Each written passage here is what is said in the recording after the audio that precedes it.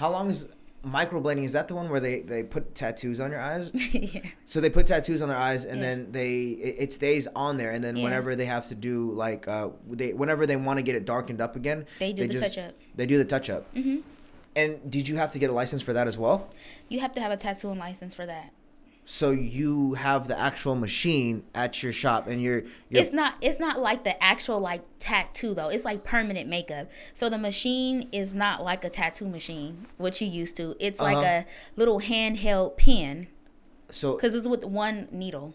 So it's a little handheld, but does their eyes end up getting like swollen after?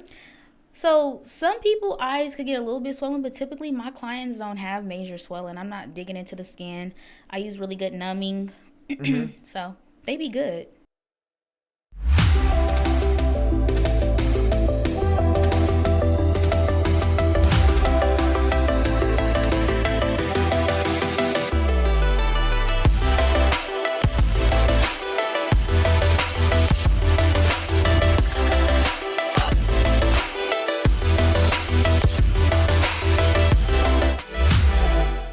All right, so on today's podcast, Keep It Moving podcast, where we talk about moving forward in life and in business, we have Mrs. Dejanay Coleman with Epiphany All Things Beauty. Is that correct? That's correct. Awesome. So in the beginning of the podcast, we kind of like to talk about your journey, where you started, how you kind of grew up, and then how you kind of got into your business that you're at right now.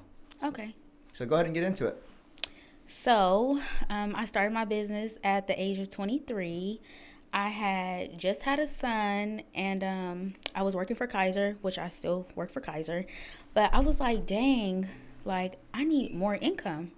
I wanted to do something different. I was having like problems at work, and that was my only income. And so I didn't want to just, lose my job and not have nothing. So I was like, let me start a business. I like to make people feel good, make people look good. So I started off doing lip gloss and makeup. So I had found like a vendor to supply me with lip gloss. And so I would go to Kaiser, and I would be selling my lip gloss at work, and scheduling people to get their eyebrows done on their lunch breaks. It was crazy. So I was like, wow, okay, I could really do this. So then I started doing makeup, and all my friends, they were like, you do brows so good, you should try to do something more permanent. And then so that's when like microblading came out, and lash extensions. So I was like, okay, I'm gonna just start doing lash extensions as a side hustle too. And then it just like blew up. So nice. So what services do you guys kind of provide right now? Are you guys doing like lashes? Are you guys also still like selling the lip gloss? What do you guys currently right now in your guys' business, or in your business, I'm sorry, the services that you're providing right now? So right now we're doing lash extensions. So we have classic sets, hybrid sets, volume sets, and mega volume. And then we're also doing microblading, lash, like, I'm nervous. You're good. Keep going. Okay. We're also doing microblading, ombre brows, micro shading. We just got into brow lamination, which is pretty popular. It's like that fluffy brow look with like this new technology with this spray tint. Mm-hmm. So it's kind of like, how men kind of like airbrush their hairlines? Yeah, like they use like black, like a black the microfibers. It's like it's like a little black ink. I've actually done that in the past. It makes your lineup look a little bit cleaner and whatnot. So now we're starting to do that on eyebrows. So you guys are spraying stuff on their eyebrows too. So when they take a shower, does this stuff go away? No, it stays on. And is that tattooing essentially? Well, no, it's not really tattooing, just because it's like a blush. It's kind of like a makeup stain in a sense, because it's done with the airbrush machine. So that's about to like really get super popular, and so we're doing that too. How long does that typically stay on the eyebrows or eyelashes? So the spray tint typically lasts like a week to like a week and a half. It varies for people's skin type. So if you have a person who's super oily, then it won't last as long. Or if you have a person that's super dry, it might last longer because there's no oil to help, get it off. But yeah. Gotcha. So now let me ask you this. So you started your business when you were at Kaiser. You said you're 23, give or take? I was 23, yeah. So was starting your own business something that you always wanted to do before you got working? Or is that just something that just kind of came along and you're like, okay, I need to make more money. I just had my son.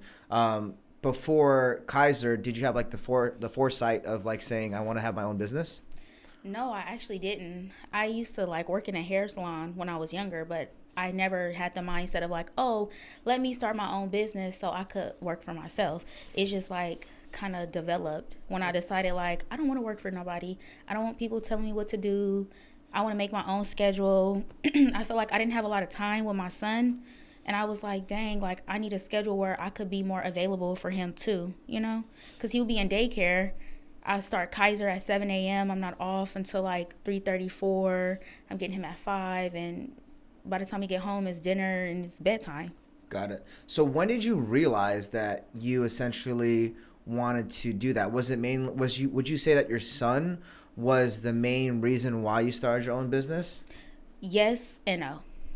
Explain that. Elaborate. So, yes, because I did want to spend more time with my son, but no, in a sense too, because like I wanted to shift my career path because what I was doing wasn't like something that I wanted to do for like the long term.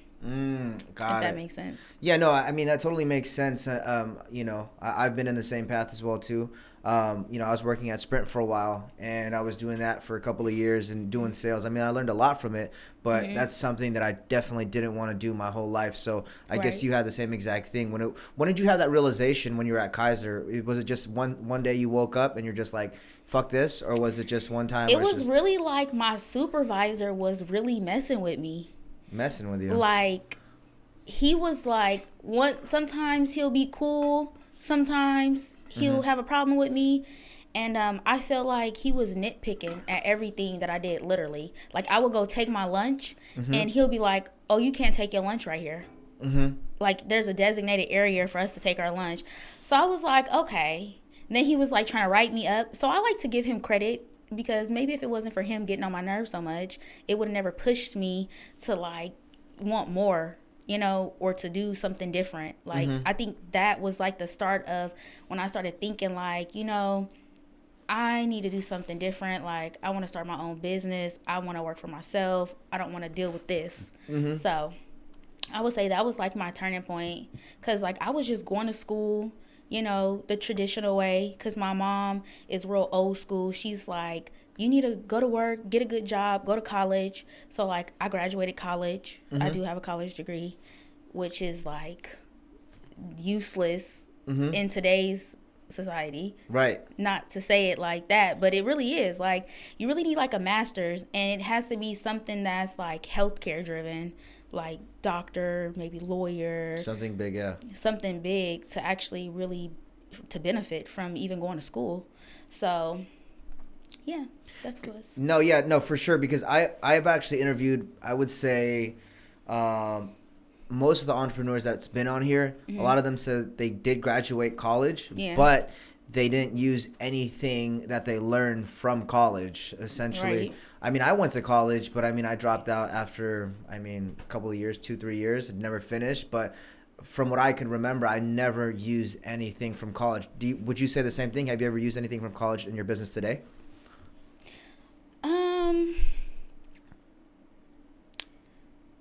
Math? I would say psychology. I had a psychology class. Psychology class in your business that you're using today? Are you like hypnotizing people or something?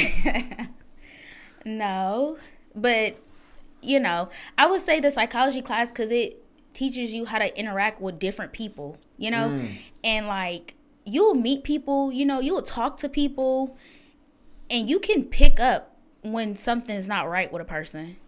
You get it? Yeah. So just like being able to like identify like certain things. Like I have clients who come in and we'll be talking, we'll get close, and they exhibit signs of like depression by certain things. But I've learned that in psychology. Like, because you learn those type of things. Wow. So but I mean, as when you're doing your business with your clients, right, you're dealing with them like on a day in, weekly basis. It's almost like a barber, like for guys or whatever. It's almost like a barber shop. Like they always say, like the barber knows everything about everybody's problems, all the issues and everything like that.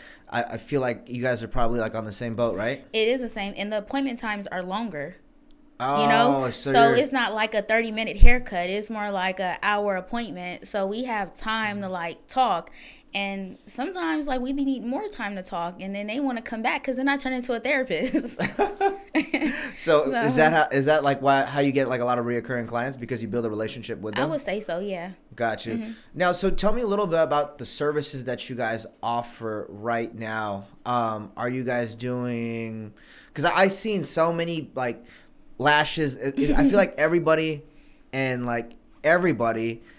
got into doing lashes, microblading. It's such a business for women now. Like they sell lashes, or they're on Instagram. They change their name to like Lash by whatever, or things of that sort. Can you kind of explain what services you guys offer right now, and how does that differentiate?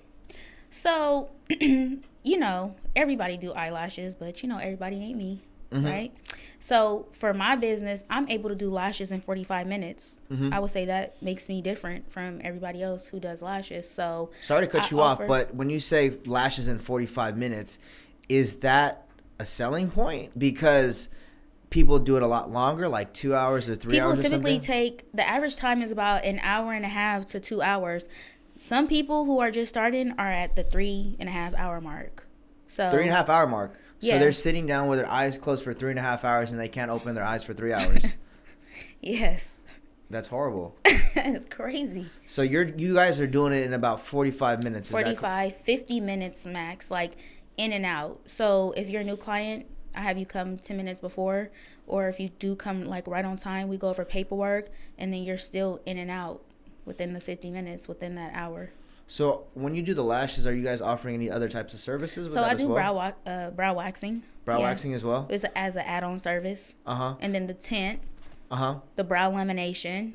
And then if you want to add, you can do combination appointments. So say if you want your eyelashes done, you get your eyelashes and your eyebrows microbladed in the same appointment. But you'll have to book in advance. But yeah, you can do combination appointments. So now tell me, what is a typical cost for a girl that comes in? They need their lashes done, and they want to do a couple of add-ons, and are they doing that on a weekly basis or a monthly basis? What does that look like? So each appointment, everyone does add-on. So typically everyone will come get their eyebrows waxed. So they'll get their lashes done, and then I'll do their eyebrows. So you get their the wax, and then the eyebrows. What is the typical cost for that? Like $500, $1,000, something like that? So it depends on the lash that you get. So if a lot of people usually get hybrids, so my hybrids are $165, and then eyebrow waxing is $30. So that's over $200. Gotcha. In 45 minutes, 50 minutes. That's crazy. That is crazy. And girls are just paying that like it's nothing, right? Because like they gotta stay up to date with everything. Yeah. It's almost like getting their nails done, right? Right. So wow, that is crazy. And so then like with say if you were to do like a combination appointment, right? Because I do have women who like want their eyebrows done, and they're like, oh, can I get my eyelashes done? They're willing to wait at the end of my day and still get their eyelashes done. So eyebrows is $675, and then they come and they might want volume to match with their eyebrows. That's $200. So in 3 hours, that's over $1,000. Wow. So yeah, it's definitely money in it. But I will also say, like, you have to be quick too, because you'll cut into your own, money. If you take 3 hours and you charge $100, well, you're only gonna get $100 for the whole 3 hours. When if you take an hour and you have 3 people, you charge $100, you have $300 in that 3 hours. So it sounds like you've basically mastered the craft, right? Yeah, I could do it with my eyes closed. So do you have any other like employees or anybody that's working under you right now? So wouldn't say I have employees, but I have students, and I do have other women who work in my salon. So I have a girl who does yoni steams. She's there on the weekends. And then I also have a girl who lives in Texas, but she travels out here once a month, and she rents a space for me as well. Oh, wow. Yeah.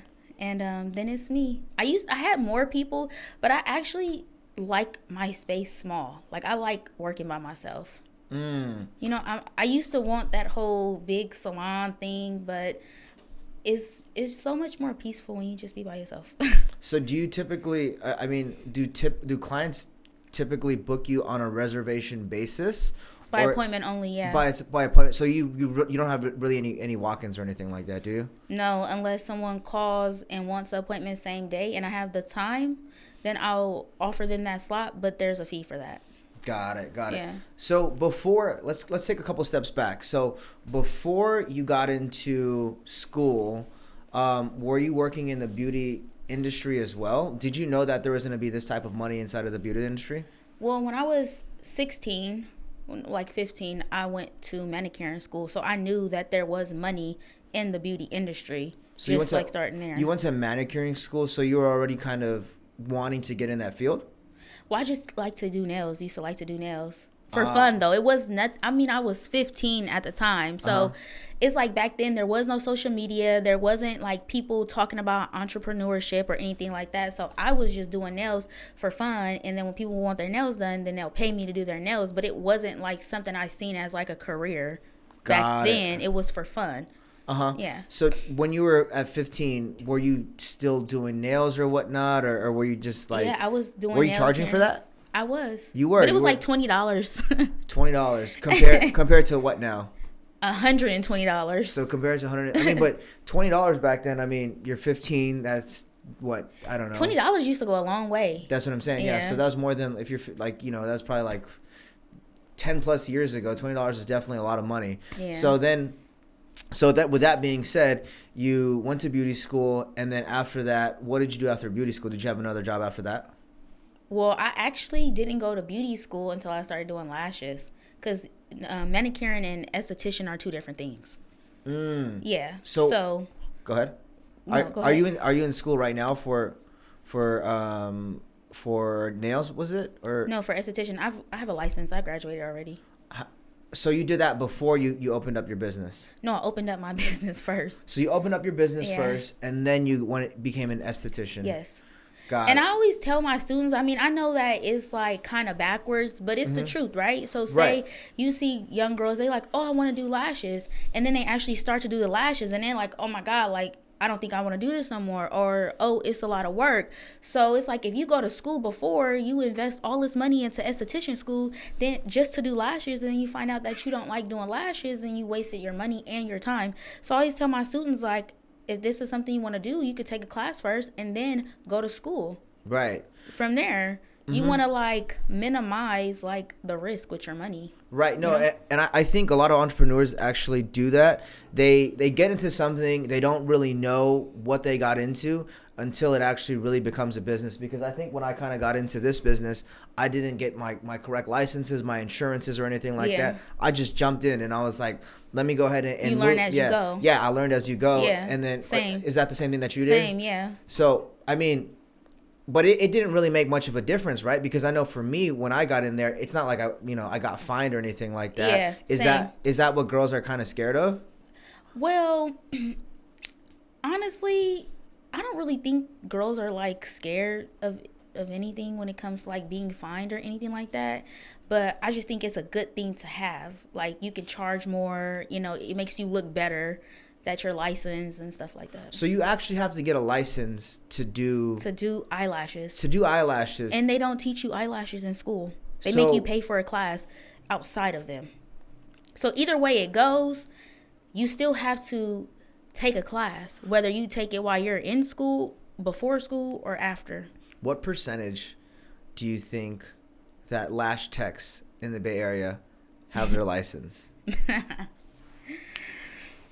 I would say out of 100%. I mean, just out of the girls that all do lashes, how many do you think actually have their license? I see everybody. Everybody says lash lady. I could count on my hand how many people I know that actually have a license, and that's like out of how many like people? Popular that I know, like 3. Really? 4. So it's an unregulated industry to get into. Unless you messing people up. Then the state is gonna be at your door. Cause one of the girls who I know, she's licensed now. Me and her went to school together. She state board came to her house. State board came to her house. Somebody reported her because she was working from home, but she had like a little shed that her dad had built out for her to do the lashes. But someone came there. How can you mess up someone's like lashes or face when with that like There's a lot of ways. Like if you don't have proper isolation, because you have to isolate each eyelash to have it by itself. So if you're putting an eyelash on there with a whole lot of glue and you sticking it to multiple eyelashes, then it's gonna be sore and it's gonna feel tight. It's gonna hurt when you blink. If you put it too close to the skin, it's gonna poke you every time you move your eyes. If you have a lot of glue that's on the skin, you could develop an allergic reaction like contact dermatitis, things like that. And if you have your client's eyes open, because you trying to see the eyelashes, because you don't know how to properly isolate, you can give them chemical burns. That's why a lot of girls who have eyelashes, when they first get them done, their eyes be red. Have you seen the Instagram post where the girls' eyes be like bloodshot red? No, I've never seen that. Oh, it's everywhere. It's everywhere? Yes. It's because the lash lady messed it up? It's because their eyes were open and they have a chemical burn. Oof. And then you can give eye infections. Like for me, I don't do anybody eyelashes who come to me with red eyes. So you have some clients that's like, oh, I'm high, and you could smell if they smoked weed, you know. So you know they're telling the truth. And then you have the girls that might have like a little bit of crust, or I don't do those clients. So what do you tell them? You'd be like, no, I can't do it because your eyes look messed up. Yeah, because not only do you have to protect your other clients, but you have to protect yourself. So say if I do your eyelashes and you have a sty, right, that I can clearly see. Now I'm touching you in your eyes and I go to rub mine. Now I have a sty too. Because you know, styes and eye infections, all those are contagious. So basically being sanitary. Yeah. Is that... And then it's to protect you. Like if you have a sty on your eye and I go and put eyelashes on and your eye's already irritated, now you got the glue, you got the lash, the tape, everything is going to irritate it even more. So then that puts you more at a risk for the sty to get even bigger and then you to be in the hospital with your eye closed. Like, you don't really want to take that risk. Like me, it's not that serious. Like I will protect my clients over their money. Like your money is not worth my license either. How many... I mean, has that ever happened to you as far as like any type of like infections that were given off? No, I've never had anybody get an infection. I have had 3 people. I've been doing lashes for 6 years, so we're about to be 6 years in January. But I've had 3 people have allergic reactions. One lady, she had a baby. And she was like, every time she get eyelashes, she has an allergic reaction. So when you have kids, the chemicals in your body change. So I knew that it was a possibility that, okay, if she has, reactions from everybody, that there's a chance that she might have one. So even with us doing the patch test, she still had an allergic reaction. So with those clients, like I just do a patch test. And so we just had to remove them. What's a batch test? Patch. What's a patch test? So basically, if you have a client who's like prone to allergic reactions, you will put like 3 to 4 eyelashes on. And so typically I like to use 2 different glues. So I'll do one glue on this eye and one glue on the other eye to see if you have a reaction to both of them. If you don't, then you could use the more sensitive glue. If you have a reaction to the sensitive glue and the regular glue is fine, then we'll use the regular glue. But in her case, she had an allergic reaction to both. So that's why it's important you do the patch test. You just put a couple eyelashes and see how they react in 24 hours. So what if they're allergic to both, then they can't get any lashes? Really? Yeah. There's some people who is allergic, but they have this new thing where if you get Flonase, I don't know what that is. What allergy medicine that you put up your nose. Yeah. If you get a little bit of that and put it on like a little Q-tip and put it across the lids, it'll actually stop you from having an allergic reaction. Oh, that's good to know. So, yeah. So as far as your clients, right?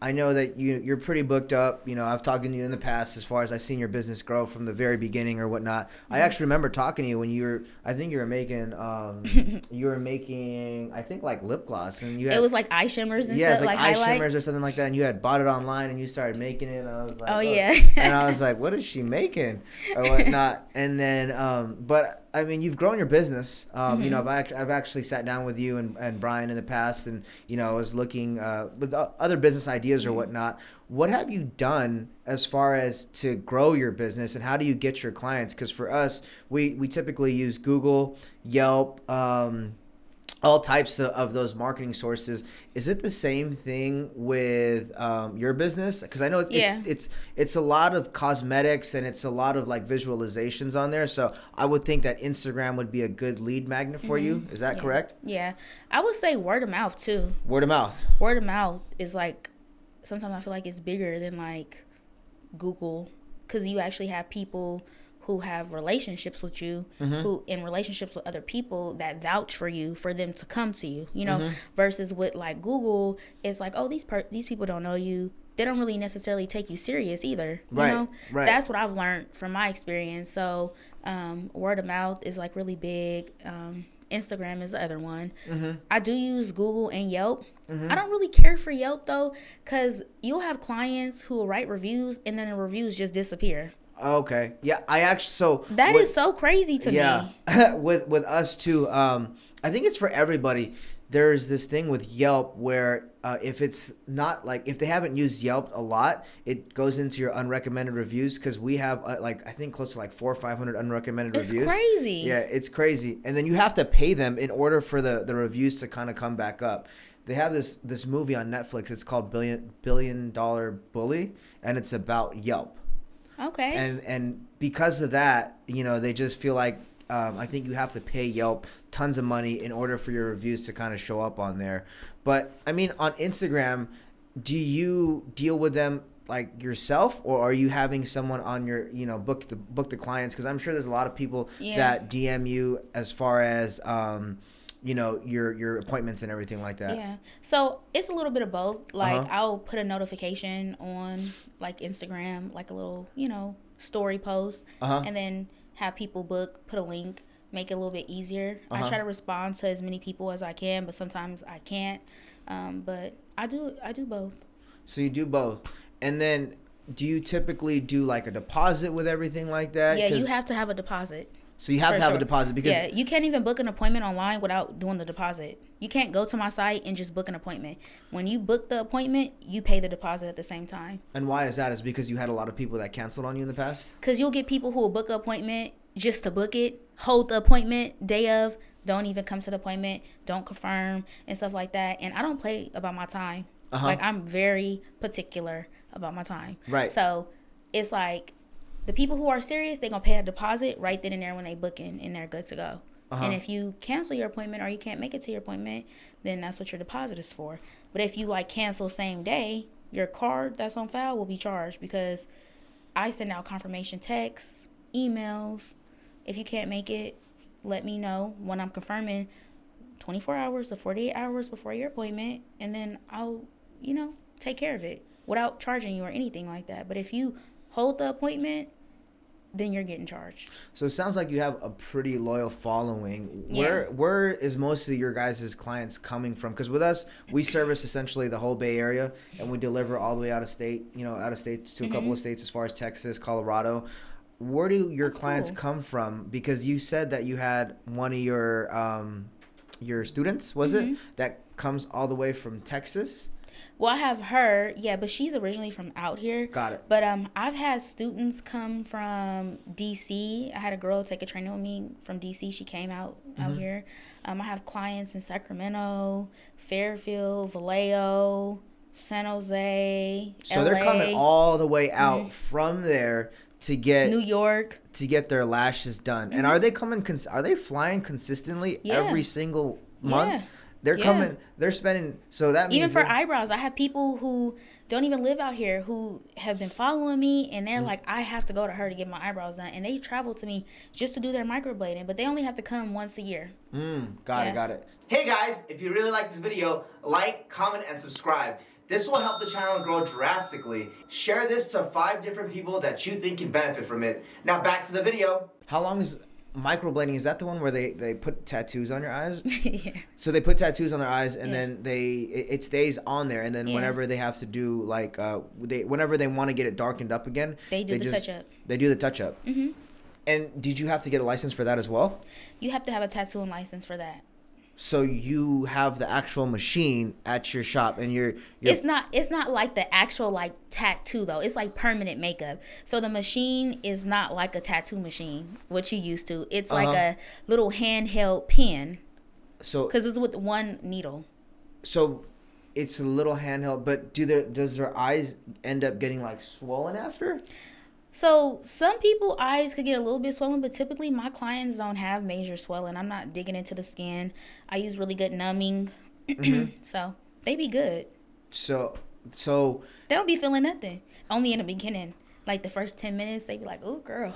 so as far as your business, what do most people come to you for, and what service is that? Honestly, it's both 50-50. I do both lashes and brows, like, and waxing, brow waxing.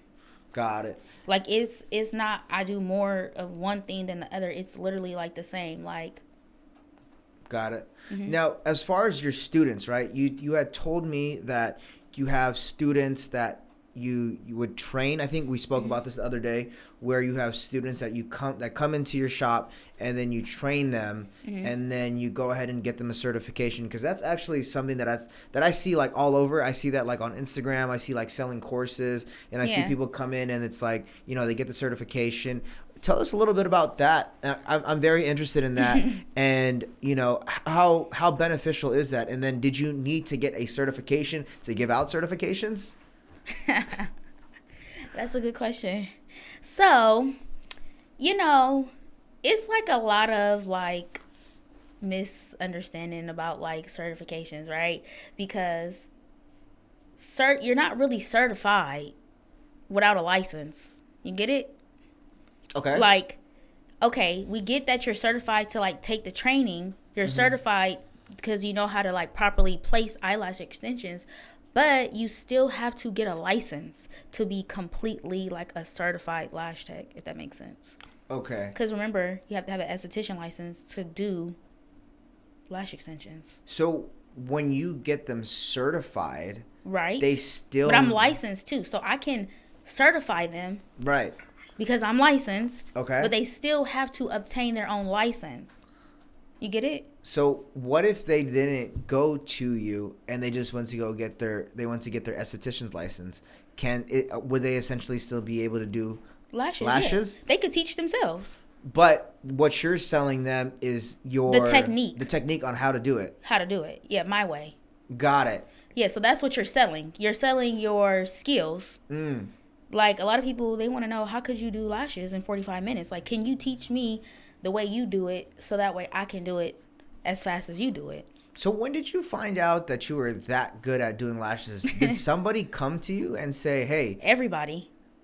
So when did you, like, there had to be a time, right? There had to be a time when it was like, okay, you're good at doing lashes, because there came a time for me when they're like, okay, you're good at, selling, or you're good at doing this. You didn't just say out of nowhere like, oh, I'm good, or anything like that. Did somebody just come up to you and be like, or a couple people came up to you and you're like, oh, you're good, I want to learn from you? It was like, I would say probably like 4 months into doing eyelashes. 4 months into doing eyelashes. I was doing it consistently. Like, I was like grinding. Like, I would do lashes at 11 o'clock at night. Until 12 in the morning, 1 in the morning, because like I said, I started with Kaiser, so I would have to do it when I got off of work. So I have to make sure my son is asleep, and then do the eyelashes. But all my clients, they retention, they lashes last, and I'm quick, and everybody's like, they just tell me like, I get my lashes done, it take 2 hours. How do you do it? And like at that time, I was like an hour and a half, and I was working my way down. So that's when I knew I was good in it. Everybody that I service come back. Got it. Everybody come back. I don't think I've had not one person that has never came back. Like, it's always been twice or more times. Right. Now, because this is really, for me, I'm kind of building my business and really building what I guess essentially trying to sell courses, as far as like, maybe opening up their own moving company. For you, did you like advertise that you're selling classes, or? I did. So how did that look like, and what was the framework of that? Did you just post something on Instagram, or? So I made a flyer. Okay, you made a flyer. I made a flyer, posted it on Instagram. The price got to be right, you want the price to be right so people could come. So the price got to be right. Right. But you also have to have, you also have to have some type of influence on there. You have to have a decent following. You can't just post it and people are going to be like, okay, I'm going to go take her class or whatnot. You'd be surprised. Sometimes you don't have to. What do you mean by that? That's like, okay, you could, like, I could have 100 followers. Okay. And people could see that I do eyelashes, right? Okay. I could post, I'm selling classes for $100. Mm-hmm. People are going to come because it's cheap. You get it? So it doesn't matter about the following. It doesn't. So you don't think it matters about the following at all? I don't feel like it. No. Okay. So then after you did that, after you posted that flyer on there, you posted the flyer. It went on your Instagram, and then you had people that was just DMing you and being like, "Hey, I want to take your class." Just like that. And it was super easy. And in what? So what was your first class, and how many people was in it? So in my first class, I had 2 people. I had 2 people. So you had 2 people. Yeah, I started small. Okay. Yeah. And then how about your biggest class? My biggest class. So I'm not that lash tech, right? I don't like having 20, 30 students. There's no way that people will learn learn lashes efficiently. Okay. With that many people, it's no way. So my biggest class has been 10. I don't do over that. So you had 10 people in your class, and you were able to break down and then show them. Now, how long did that class last for? And then where did the people come from? Was it all across the Bay Area, or again, did people fly out? In that class, it was people locally. Yeah, that came to me, and it was about 7-8 hours. 7-8 hours each day? No, it's one day. Oh, okay, so one day. Mm-hmm. You can also do like 2 days. Some people do 2 days. Some people do 3-day courses. So. And is that typical in like the lash industry? I've actually followed this girl. I think she's like from Miami. Yeah. And like she had created like this whole, like the whole course on lashes, and like, you know, she did all the way from point A to point B, and then she started like selling her product, and she like blew up off of lashes. So like that's why it intrigued me to really understand more about the business and really understand how the courses work. And then what did you do after? Did you give them like a piece of paper that say, hey, you're certified by you, by Epiphany All Things Beauty, and that was your certificate? And then do you still keep in contact with the people that you that I've trained? Yeah. Yeah. All the time. I don't disappear on my students. They can always still call me, text me. I update them with new products when they ask, like, hey girl, like, what glue are you using? Are you using the same glue? Like, oh, what lash trays do you recommend? I always update them. I don't never just like forget about them, and they all are doing good. Wow. Yeah, they actually are doing good. You know, I have some people who like quit.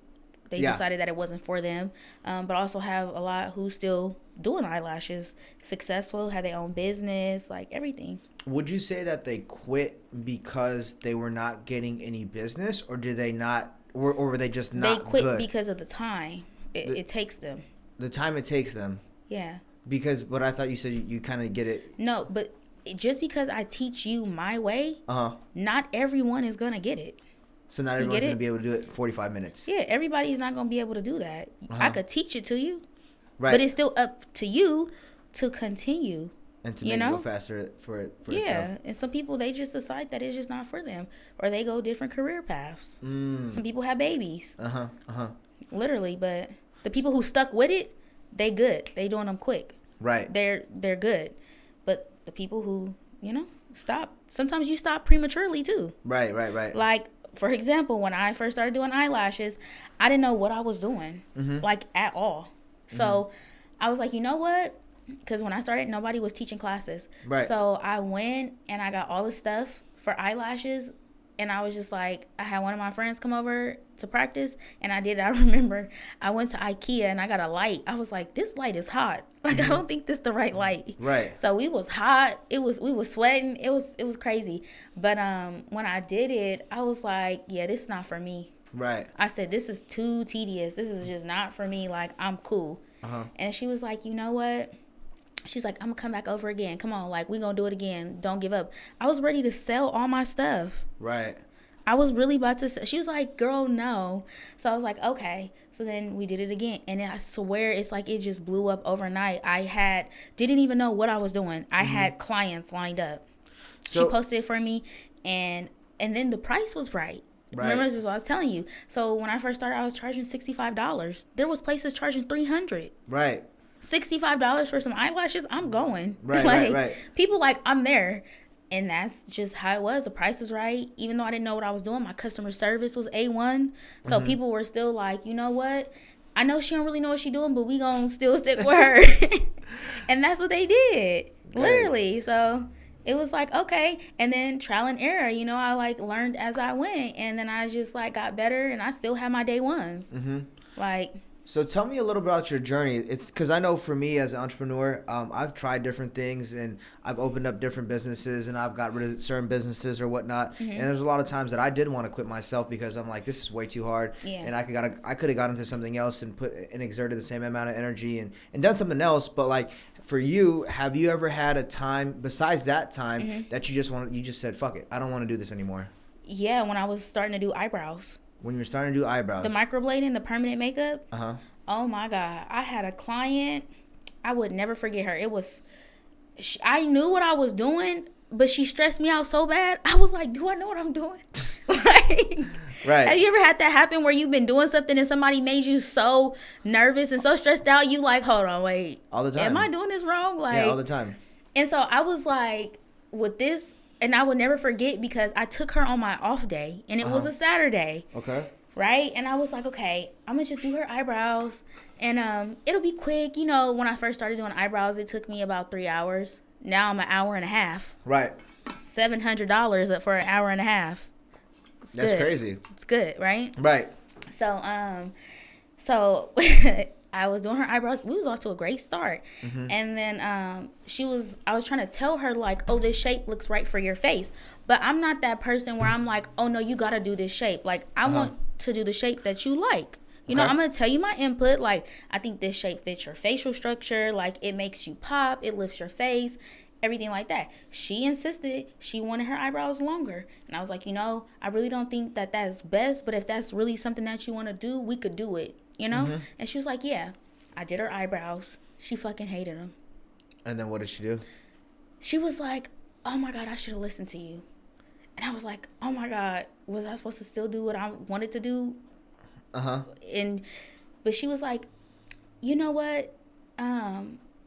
It was just crazy. Did it blow up in your face after? Was she pissed off? It was like, because when you first get eyebrows done, they're gonna be a little bit darker. They're gonna be like, you know, fresh looking. You know, you have to let them peel. They're gonna fade about 30 to 40%, right? Right. So she was like, oh, I should have did them a little bit shorter. But when we mapped the brows, she was like, these are perfect. Like, yeah, that's how I want it. I'm like, okay, cool. It's still the same way, but when it's like with the color, it's like, whoa, you know.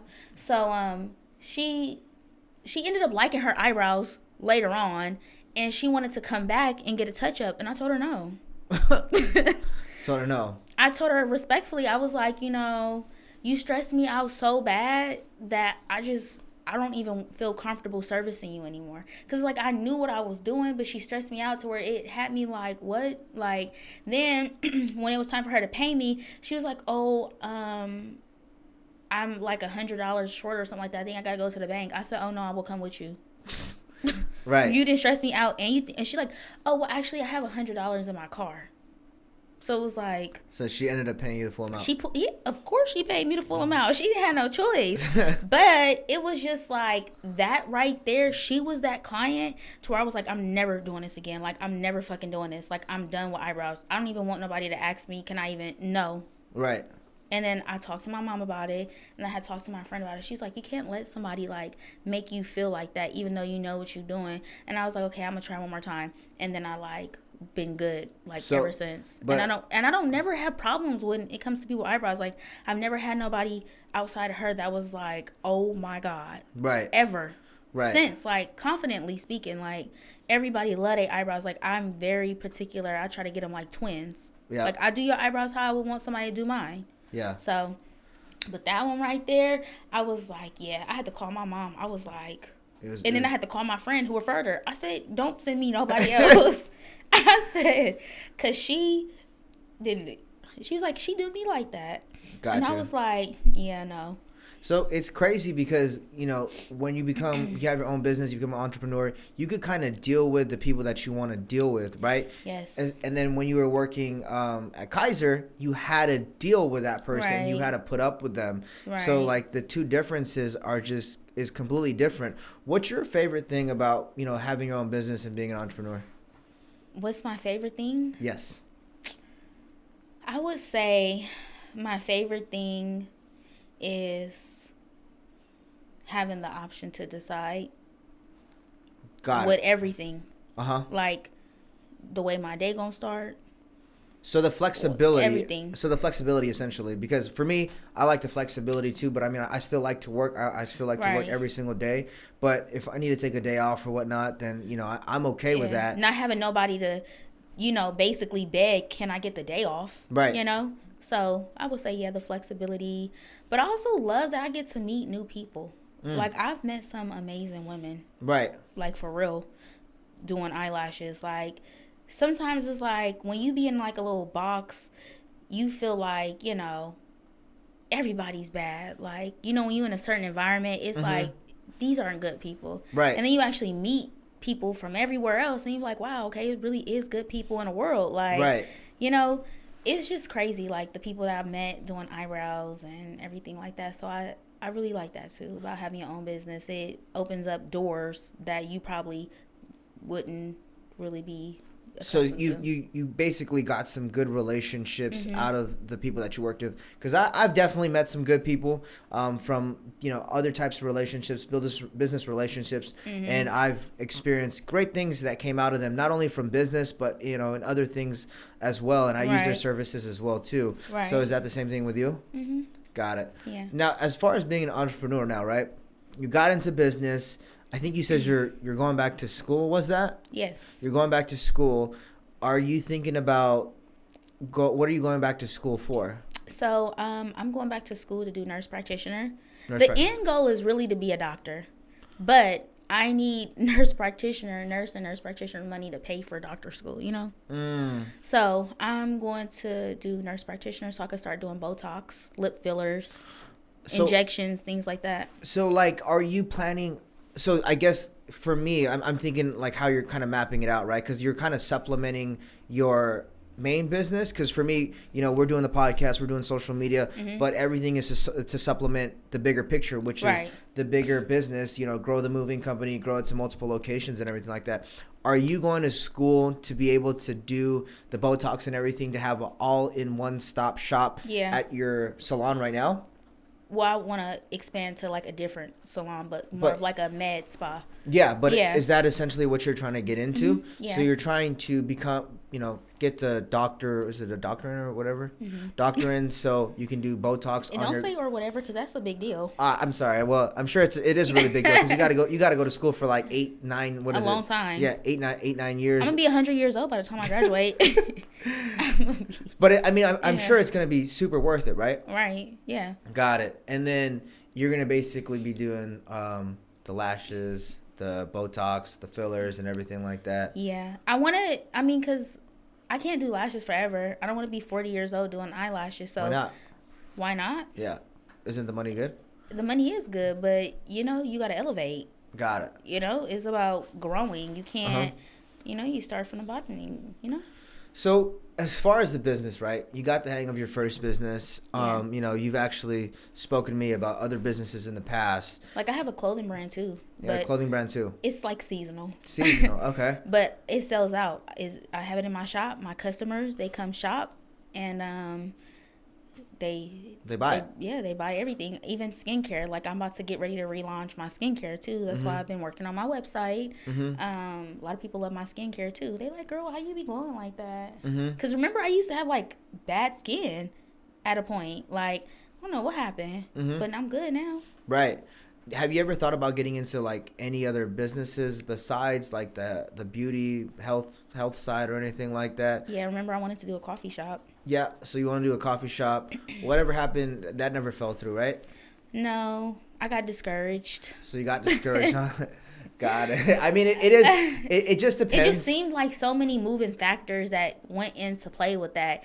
And I just think that I needed to educate myself more on everything as a whole, like the building, Right. all the cost that goes into it. Right. Unless you were to buy a coffee shop that was already a coffee shop, you Right. know? Because some people do sell their businesses. All the but then time. it's like if you start from scratch, you have to do everything. Uh-huh. You know? And it was just like a lot. I mean, I still see the vision. I think that would probably, if I did change my mind, it would have to be for something that I don't have nothing else to do and I'm just like trying things. Right. I don't really like to spend my money and waste it. Mm-hmm. And I'm like an overthinker, so I always overthink before I make moves. Mm-hmm. So I just feel like that move wasn't like the best move during that time. Yeah, I mean, I think they call that shiny item syndrome, where it's like you want to get into something, but you should essentially focus on your main business. Shiny eye syndrome?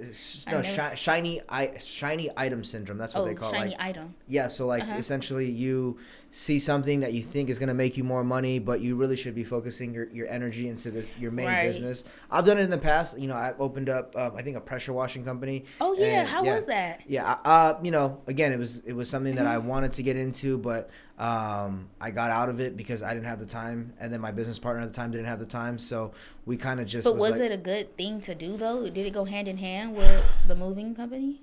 Yes and no. What we came to find out, because again, like you said, you got to do your research. We didn't do our full research, so if you were to get water from certain places, you couldn't, because California in certain areas is in a drought. So, so like I think in Marin County you couldn't do pressure washing because if you did, you would get fined. Wow. Yeah. So I think it was only in Santa Clara County that you could do pressure washing, and the market, at least out here, wasn't that big because it's not super dry. I think in like in Arizona, in like a Texas, you know, the more hotter places like New Mexico and things of those places, you would get a better turnout because there's more people that need their houses washed. But again, I didn't do my research. All I did was I seen, you know, my buddy had an idea, and I just took the idea because I trusted him. And then I didn't do my research, so it just fell back. And then, you know, it wasn't too much of a major loss because we were able to sell the equipment, and it didn't take too much capital to start. But I should have focused on my main business, but it didn't take up too much time. How do you deal with loss for your businesses? Like, how do I deal with losses in my businesses? I mean, losses happen all the time. You know, whether it's a crashed truck, whether it's a lost employee, whether it's broken furniture, it's part of the business. So how I look at it is that it's part of the business, and you know it's going to happen inevitably. Not everybody's perfect, and not everybody's a robot. You know, as much as it's the honest truth. So once you kind of get to start thinking in that mindset that people make mistakes and things happen, the stress goes away. And you have to also account for certain things like that to happen. You can't just be like, oh, today's going to be the best day, or this year's going to be the best year. Maybe some good things will happen. A lot of good things will happen, especially if you put in the time, effort, and energy. But you're gonna have those bad weeks. You're gonna have those bad months. Yeah. And you just gotta adapt with it. And that's how I just roll with the punches. And I think that so many bad things in the business and obstacles has happened. I feel like for me, at least, business always has been getting easier and easier and easier. How about for you? What do you do when you ever have bad days or anything like that? I just keep going. You just keep going, right? And I think you said that you were planning on quitting, or you're planning on stopping and everything like that. Do you ever get those thoughts anymore? Sometimes, but I think I be dealing with my own stuff, because it's like when you do services, you never have time to decompress, right? Because you always listen to everybody's problems. So it's like on some days, right? The flip side to it, the positive side, is when I am having a really bad day, I might have a client that's telling me about their day, and it's 20 times worse. Give me something to be grateful for. It's like, you know what? Okay, life is not that bad. I could keep going. But then there's days where I be I'm just exhausted. Right. But I just try to turn it around. And you ever have a client that just was excessively too much, and you had to just been like, oh no, I don't want you, I don't want to do your thing anymore, you're laying too much on me? No. No. So they've never had just told you too much of their problems and it became your problem? I do take people's energy in. Yeah, That'd be saying. another thing. But I've learned to like tune people out. Like I could be listening, like you could be talking, and I could be somewhere else in my mind, but I'm still listening. If that makes sense, I don't know. But I've gotten so good at doing that that it's become a problem in my personal life. Cause it's like I need to pay attention more. I just be turning an eye to so much stuff. Like I need to pay attention.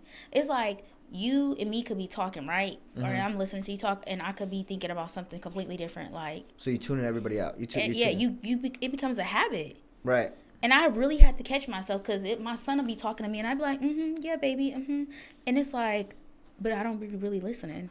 And do you think you've gained that because of working at your salon? Yeah, it's kind of like too, like working in a hospital. You know how many people you see die? I don't know. Yeah. But it's like eventually, like you get numb to it. You don't feel it. But certain situations will make you feel it. Like I remember it was this one lady, and she had just had a baby. And she ended up dying, like because she had a baby. Yeah, she had a C-section, and she was holding a baby for a little bit, and she was like, I don't feel right, you know? And they had to take her back into the OR because she kept bleeding, and they thought she was hemorrhaging, so they gave her like a hysterectomy where they took her uterus. No, she still was bleeding, and they couldn't figure out where she was bleeding from. And she ended up having a pulmonary embolism in her lung, and she died, and she was like in her 40s, and it was her second child, and her husband wanted her to have that baby so bad, and he felt so bad about it. Was the baby alive after? No, the baby lived, but the mom died. Oh, it was so sad. But like in situations like that, when it's like mom and baby, like you feel it. It'd be like, oh my God.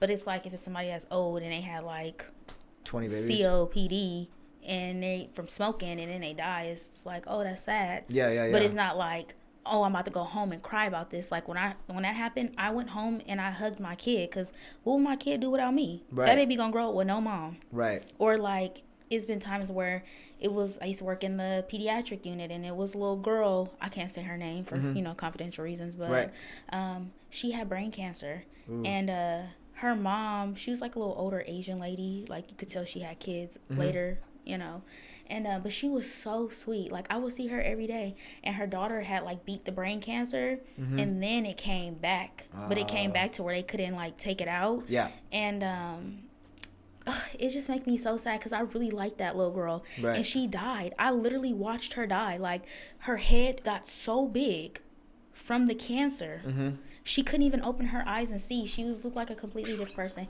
And she used to let this Miley Cyrus song, Party in the USA. Yeah. So every time that song come on, it makes me think about her, because she would just be so full of life. And even with her going through everything that she was going through, she still had a smile on her face. And then you realize, like, the people who go through the worst things, or like really like sick and dying, they be the most peaceful. Right. It be the healthy people who be tripping. Right. So it's like, I know I'm getting off subject, but like going back to like tuning things out. Yeah. It's kind of like that. Yeah, but it's like certain things will get to you and touch you. Like this little girl died like 7 years ago. I still think about her sometimes. Yeah, that's like, crazy. Seeing her every day, and I was pregnant. I didn't even have no kid yet. But I was like, gosh, I couldn't even imagine, like, what it would be like to be a mother and be in her shoes like that, to watch your kid die. And I was like, yeah, this is crazy. That's crazy. Yeah, no, yeah. I can only imagine, especially seeing things like that and being able to you have to be numb to something like that. You can't, because if you're seeing that on a day in, day out basis, you can't be crying at work every single day. You know what I mean? You can't, if you hear a bad story from one of your guys' one of your clients, you can't be, let me help you. Like now I'm in a bad day. Yeah. It'd be so weird though, because like, it's crazy that you asked me this, because I've had somebody ask me this before. So it's like, say if I do an average of 10 people a day, right? And I have my first client, super happy. Second client, she going through stuff. Third client, she happy but going through stuff. Or my last client, like sad. Like I go through so many different emotions in one day. Because like I feel for people. Like I'm sympathetic. Right. Like I don't want to hear people going through bad stuff. It make me feel sad. Right. Like, it make me feel some type of way. But I'm working on those type of things, like, that's not good. And then overthinking, Right. So, because my clients would be telling me a story about their man, and I'd be like, I wonder if he doing this. Let me call him. What do you got this going on? Right.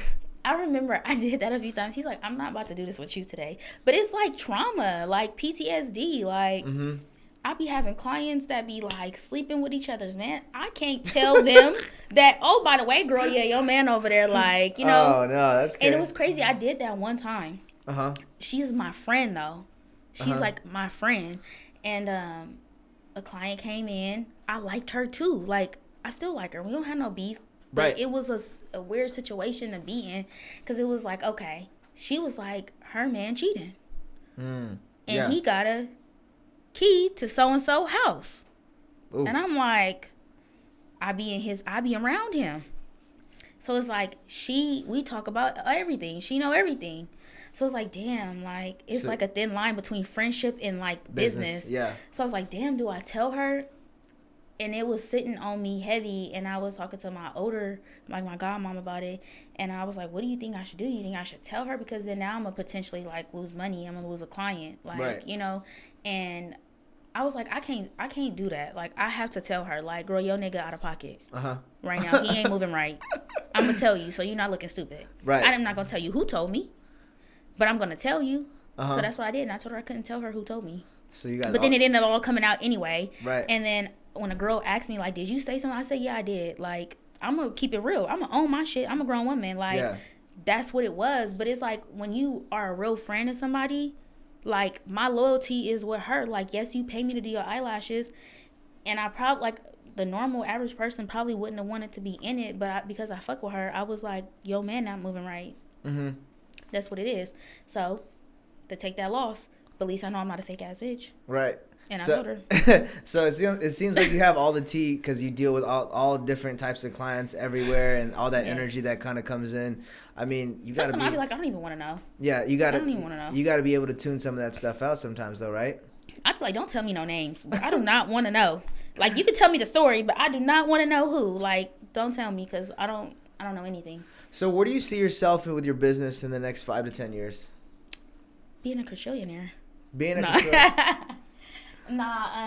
I see I'm in school, so that's going to take like 2 years. So I just see myself like going into new business ventures, like expanding what I already have. And if you get into another business besides the beauty industry, what would it be?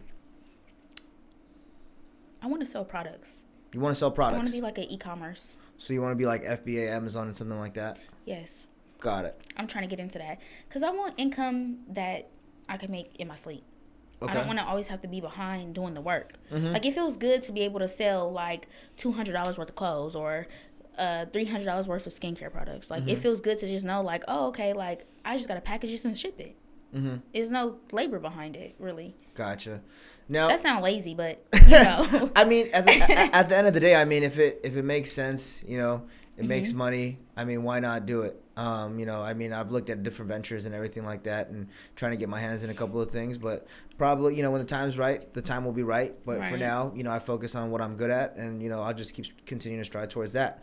You want to know something about what you said, though? You focus on what you're good at. Do you ever feel like you find yourself, like, too comfortable because it's so easy now? You got the hang of it? No. No? I will never feel too comfortable. Never. It just depends. I mean, I probably may catch myself being comfortable as far as not doing what I should be doing at like that moment in time. Right? Yeah, but there always comes a time. I mean, I'm always into self-development, self-help books and everything like that. So always wanting more. All my mentors and everything like that are, you know, light years ahead of me. I always attend a whole bunch of conferences with people that are always better than me, and I'm always you know, looking to one up and be better, you know, within myself every single day. So I guess to answer your question, every now and then I may feel a little bit comfortable, but never will I be comfortable at, you know, wherever I'm at. I'm always trying to work towards something new, because if not, I feel like life gets a little bit boring. You know, I've always want to work towards a goal. This is true. Yeah, life will get boring. There's nothing else to accomplish, and then you have no purpose in life. And that's how I would feel, essentially. So kind of coming to the end of the podcast, you know, what are some of the things that you like to do on your free time? I'd like to ask a little bit of personal questions here. Okay. Actually, I like to go on a walk. I make sure I do my walk every day. So I you like do to a do that. walk every day. Read. I like that new book too. Okay. As well. Which what books have you what books have made some life impacts in your life? I know that we were friends a long time ago, and you actually recommended a couple of good books to me, and I read them. I think one of them was like Think and Grow Rich, and like I think 7 Habits of Highly Effective People, or something like that. Have you ever had any books that kind of changed your perspective on business and life? Yes, Think and Grow Rich is a good one. Love Languages. I know that's like different, but it helps you with just everyday life. Knowing the different love languages, Like touch. touch, feel, Yep. quality conversation, things like that, right? Even on like a friendship, I think it's really good for friendships too. Right. Like you get to know how your friends operate. What makes them, comfortable. What is the other book? Attached. I don't know if you've ever heard of that. Never heard of that. It's getting pretty popular. I had that book years ago, but it's getting really popular. That one, Art of Seduction, Art of War, Art of Seduction. Yep. 48 Laws of Power. What else is a good book? Think Like a Man, Act Like a Lady. Never read that book. By Steve Harvey. No, never read Steve that book. Harvey, he be talking some real stuff. He do. Is that the one who had his wife cheat on him? Right? That's the one, right? Marjorie, yeah. Yeah, it was like with a plumber or something like that. Oh, I don't know if it was with the plumber, but that's who Lori Harvey gets all her game from. From her father. That's not her real father though. Oh. That's her like stepdaddy through Okay. marriage. Got it. But yeah, that's not her real daddy, but she be in and out. So if someone wanted to get into the eyebrow business, what's one piece of advice that you would give them before getting started? I would say never spend more than you're gonna make. Never spend more than you're gonna make. Okay. And I say that Elaborate because on that. you get people who will want to start doing eyelashes. They'll go get a suite. They'll go invest into all these things, but they don't have no income coming in. So you start small and then you grow. You want to keep your overhead low. Got it. Okay. Overhead. Yeah, keep it low. And if someone wants to find you, on socials, Facebook, or they want to book an appointment with you or even learn from you, where can they find you? On Google. On Google. Yelp. Instagram, Lash by Epiphany. And yeah. Okay. Awesome. And there you guys have it. Dejanay Coleman with Epiphany All Things Beauty.